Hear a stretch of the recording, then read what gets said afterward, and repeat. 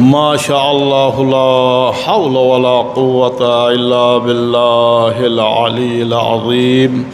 أعوذ بالله من شر الشيطان اللعين الرجيم. بسم الله الرحمن الرحيم. الحمد لله رب العالمين والعاقبة للمتقين والجنة للموحدين والنار للعاصين. ثم الصلاة والسلام على سيدنا ونبينا وحبيبنا حبيب إله العالمين أبي القاسم محمد وعلى آله الذين أذهب الله عنهم الرجس وطهرهم تطهيرا. اللهم لن أول ظالما ظلم حق محمد وآل محمد وآخر تابعا له على ذلك. اللهم لعن الإصابة التي جاهدت الحسين وشايعت وبايعت وتابعت على قتله. اللهم لعنهم جميعا ولعنة الله على أعدائهم من الآن إلى لقاء يوم الدين. أما بعد، يا أيها الذين آمنوا أوصيكم عباد الله ونفسي بتقوى الله. اتقوا الله فإن خير الزاد التقوى.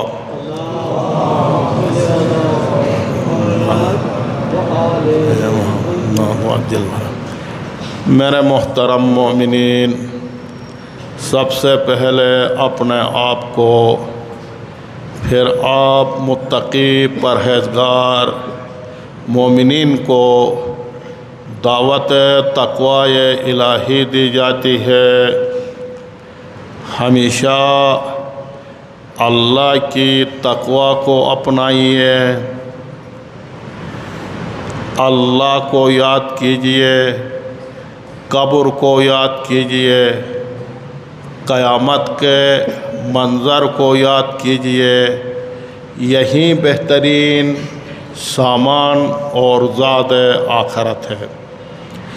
میرے محترم مومنین، تبرک کے حوالے سے قرآن مجید کی ایک آیت آپ کی خدمت میں عرض کروں.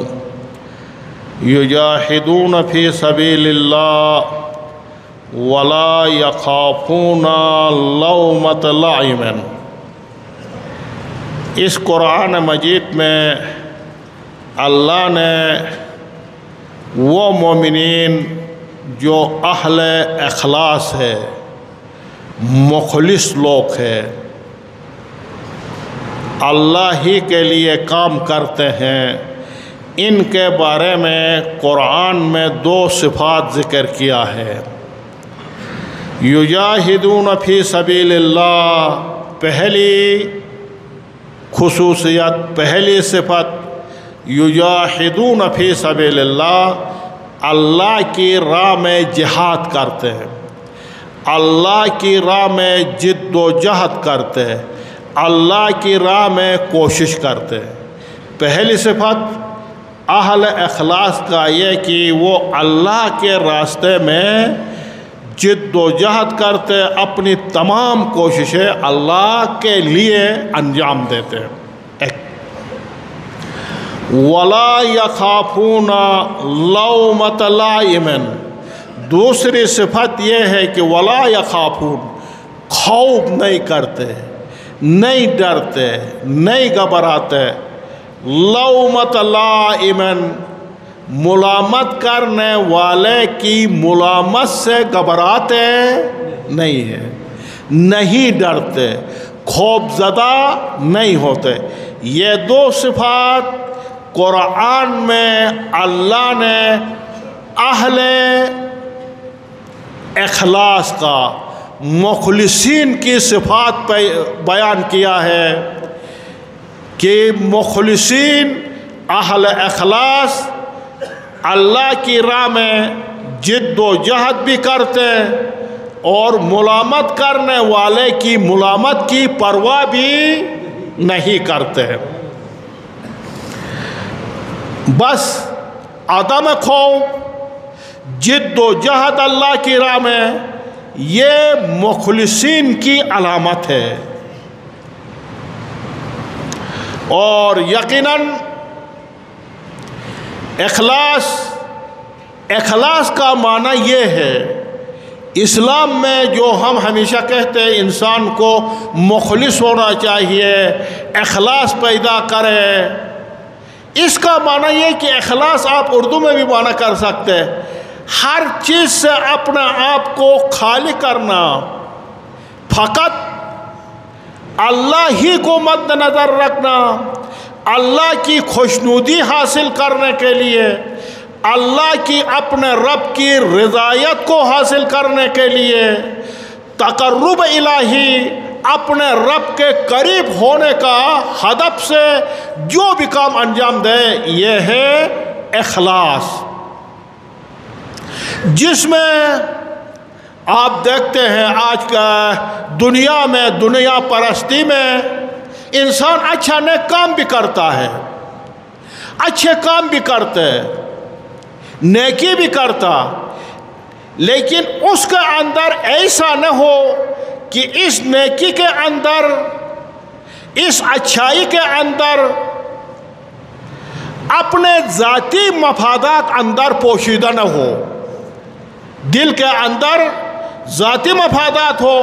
آپ معاشرے میں نیکی کر کے، اچھائی کر کے لوگوں کی توجہ کو اپنی طرف جلب کر کے معاشرے میں اپنی پذیرائی مراد نہ ہو، اور اسی کے ذریعے سے ایسا نہ ہو کہ آپ ایک اچھا کام کریں، اس کے اندر مال و منال کمانا ہو، ثروت جمع کرنا ہو، اپنے لیے دولت کمانے کی کوئی مسئلہ نہ ہو، اور اسی طرح آپ نیک کام کرتے معاشرہ میں، اور اس سے ایسا نہ ہو کہ اس نیک کام کے ذریعے سے آپ شہرت حاصل کرنا چاہتے ہو، مقام حاصل کرنا چاہتے ہو، جسے کہا جاتا مفت شہرت حاصل کرنا۔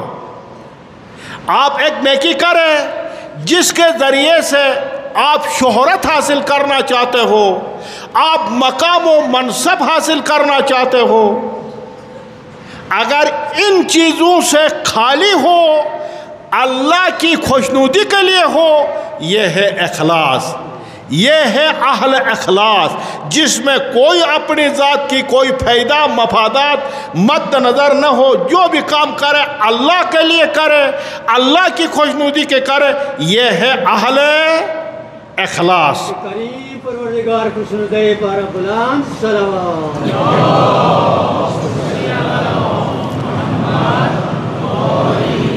اور ظاہر ہے اخلاص ایک ایسا شمشیر برندہ ہے، ایک ایسا تلوار کاٹنے والا تیز تلوار ہے، انسان کے راستے میں جو بھی مانے، جو بھی رکاوٹ آ جاتا، یہ اخلاص اسے کاٹ دیتا اور راستہ کو صاف کر دیتا ہے۔ تیز شمشیر ہے، اخلاص جس کے پاس ہو وہ کہیں جا کر بند گلی میں نہیں پھنستا، اور جو ہم پھنس جاتے ہیں مشکلات کو حل ہم نہیں نکال سکتے، اس لیے کیونکہ ہمارے اندر اخلاص نہیں ہوتا ہے۔ ایک قدم اللہ کے لیے ہے تو ایک قدم اپنے لیے، ایک قدم اپنی ذات اس میں مراد ہوتا، جس کی وجہ سے ہم اپنے مسائل کو حل کرنے سے دوچار ہو جاتے ہیں۔ اخلاص ہر معنی کو، ہر رکاوٹ کو دور کرتا ہے، لیکن اخلاص کا پیدا کرنا یہ بھی بہت مشکل ہے۔ اور یقیناً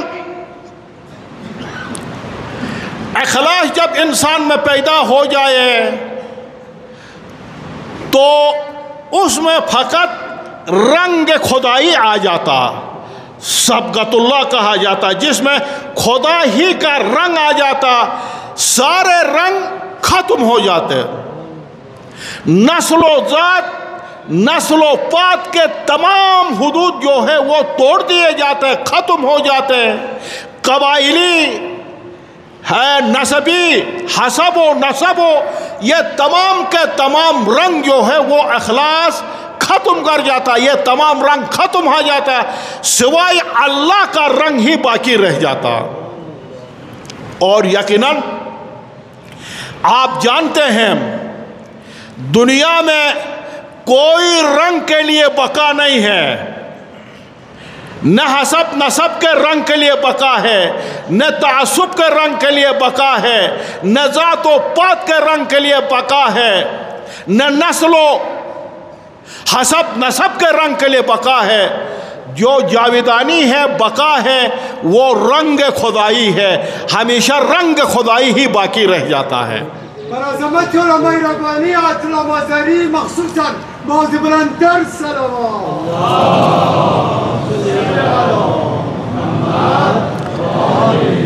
بس نتیجہ کیا نکلا؟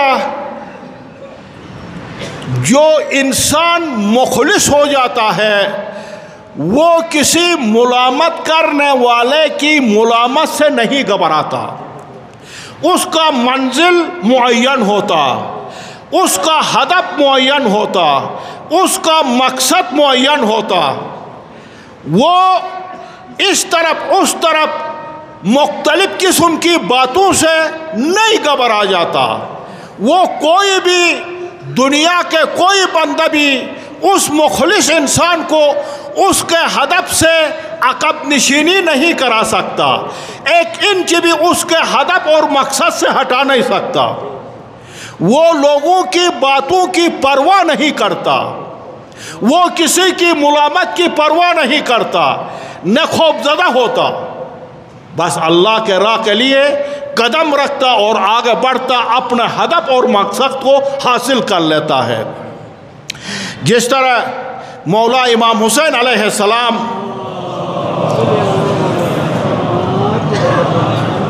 جب مدینہ سے نکلے کربلا کی طرف، فرمایا ہم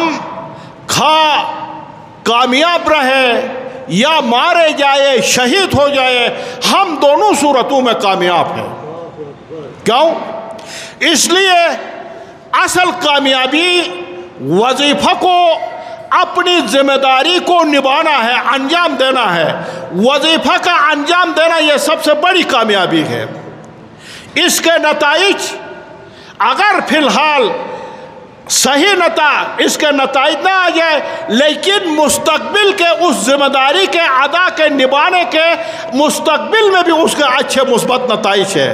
سب سے بڑی مہم ذمہ داری کو نبھانا ہے، ادا کرنا ہے۔ جس طرح مولا امام حسین نے فرمایا ہم مارے جائے، شہید ہو جائے، قتل ہو جائے یا کامیاب و فاتح ہو جائے، دونوں صورتوں میں ہم کامیاب ہیں۔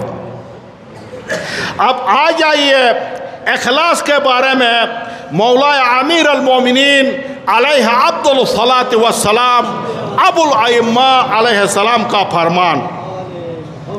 امام فرماتے اخلاص، میں نے آپ کی تعریف کیا، العمل الخالص الذي لا تريد ان يحمدك عليه احد الا الله عز وجل۔ مولا امیر المومنین فرماتے ہیں عمل خالص اسے کہا جاتا، خالص کام اسے کہا جاتا، لا تريد ان يحمدك، آپ ایک نیکی کرتے، ایک اچھا کام کرنے کے بعد آپ لوگوں سے یہ توقع نہ رکھیں کہ میری تعریف کریں۔ آپ ایک اچھا کام کرتے، ایک نیکی کا کام کرنے کے بعد اگر آپ نے لوگوں سے توقع رکھا کہ میری تعریف کرے، میری تعریف ہو جائے، تو یہ اخلاص نہیں ہے، کیونکہ یہ کام آپ نے اپنی تعریف کے لیے کیا، آپ نے لوگوں سے اپنی تعریف کا امید رکھتے، بلکہ اس میں آپ کا یہ توقع امید نہ ہو کہ کوئی آپ کی تعریف کرے، یہ آپ توقع نہ رکھیں۔ اگر کوئی تعریف کرے بھی تو اس میں خوشحال بھی نہ ہو جائے، کیونکہ آپ کا کام اللہ کے لیے ہے۔ بس کیا ہے، الذی لا ترید ان یحمدک، آپ نہ چاہے کہ جناب علی تمہارا یحمدک حمد ہو جائے، تمہاری تعریف ہو جائے، علیہ اس کام کے اوپر احد کوئی آپ کے طرف الا اللہ عز وجل، فقط آپ کا یہ کام اللہ کے لیے ہے، لوگوں کی تعریف کا آپ متمنی نہیں رہے، یہ اخلاص ہے۔ اور پھر مولا فرماتے ہیں افضل العمل ما ارید به وجہ اللہ، تمام اعمال سے سب سے بہترین عمل اللہ کے لیے ہو، اللہ کے لیے ہو۔ اس حوالے سے رسول اسلام نے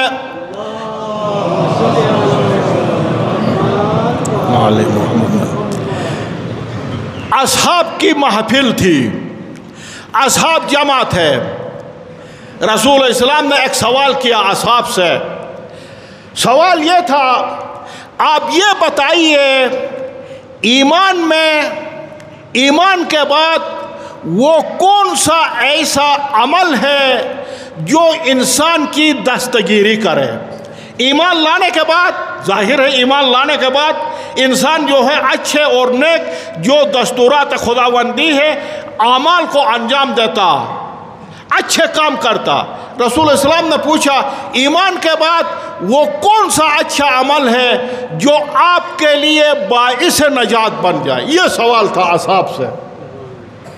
اور اب اگر آپ سے بھی سوال کیا جائے آپ بھی مختلف نظریات دے دیں گے آپ میں۔ اس وقت بھی اصحاب نے کسی نے کہا یا رسول اللہ حج، کسی نے کہا خمس، کسی نے کہا زکوٰۃ، کسی نے کہا سب سے باعث نجات انسان کے لیے امر بالمعروف نہی عن المنکر، کسی نے کہا جہاد فی سبیل اللہ، مختلف جناب باتیں کی۔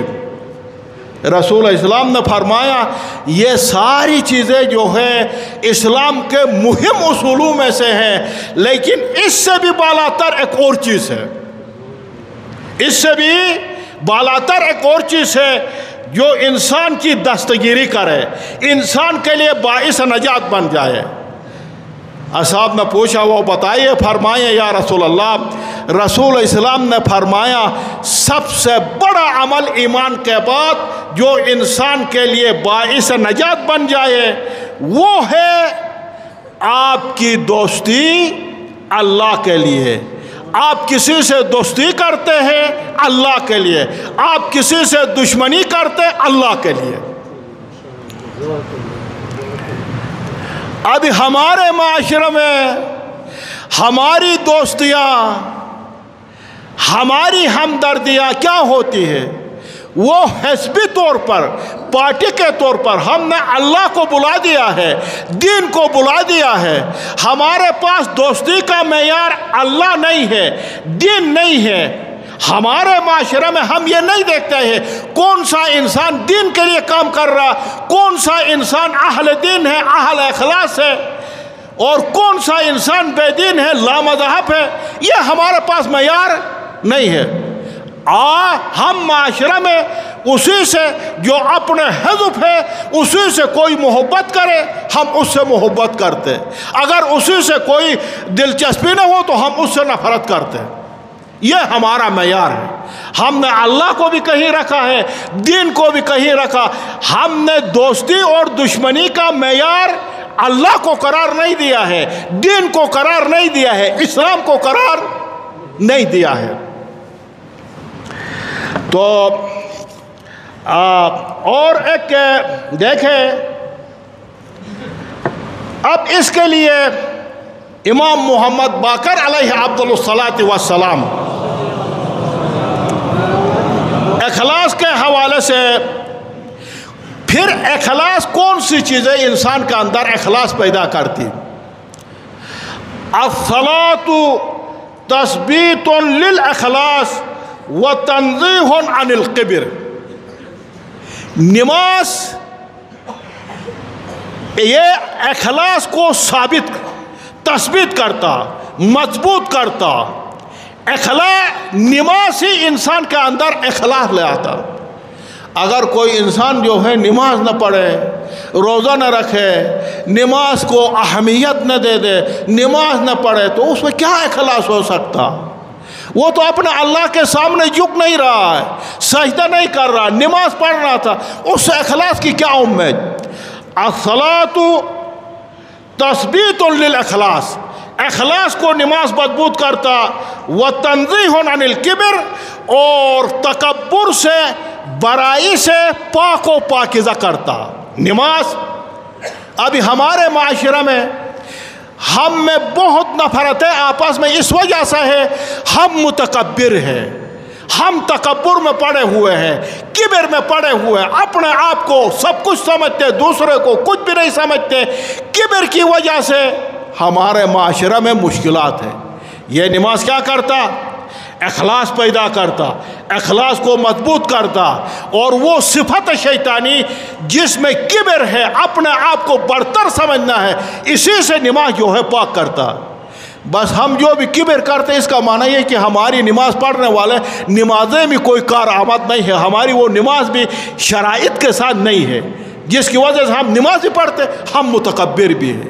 ہم نماز بھی پڑھتے، اپنے آپ کو دوسروں سے برتر بھی سمجھتے، دوسروں کو نظر انداز بھی کرتے۔ اور شیخ سعدی فرماتے ہیں، اس دنیا ہست و بود میں، اس فانی کائنات میں انسان آسانی سے گزر جاتا ہے۔ ایک چیز ایسی ہے، ایک چیز کی لذت ایسی ہے، مزہ ایسا ہے، اس چیز کا لذت اور مزہ لوگ جو ہے نہیں چکھتے، آسانی سے گزر جاتے ہیں۔ اور اس لذت، وہ جو لذت جس چیز میں ہے، اس لذت میں جس میں وہ مزہ ہے، وہ لذت ہے، وہ نہ کسی امیری میں ہے، نہ کسی بادشاہت میں ہے، نہ کسی مقام میں ہے، نہ مال و دولت میں ہے، نہ جاہ میں ہے، نہ منصب میں ہے، کسی چیز میں بھی نہیں ہے۔ پوچھا وہ کون سی چیز ہے؟ کہا ذرہ اخلاص۔ اخلاص میں انسان کے اندر جب اخلاص پیدا ہو جائے تو اس اخلاص میں وہ مزہ ہے، نہ امیری میں ہے، نہ بادشاہت میں ہے، نہ جاہ و منصب و مقام میں ہے۔ عطائے اخلاص پارا بلند۔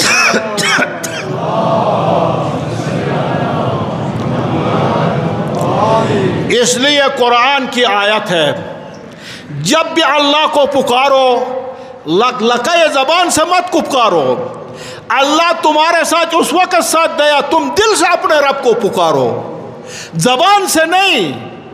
زبان سے مومن مت بنو، زبان سے محب اہل بیت مت بنو، زبان سے ایک صحیح مسلمان مت بنو، بلکہ دل سے اپنے رب کو پکارو۔ قرآن کی آیت ہے، فتح اللہ کو دعوت دے دو، اللہ کو پکارو، مخلصین لہ الدین، اس کے راستے میں مخلص ہو، پکارو اپنے رب کو، اخلاص کے ساتھ پکارو، پھر تمہاری بلاوا کو، تمہارے پکار کو اللہ سنے گا، تم دل سے پکاریں گے تو۔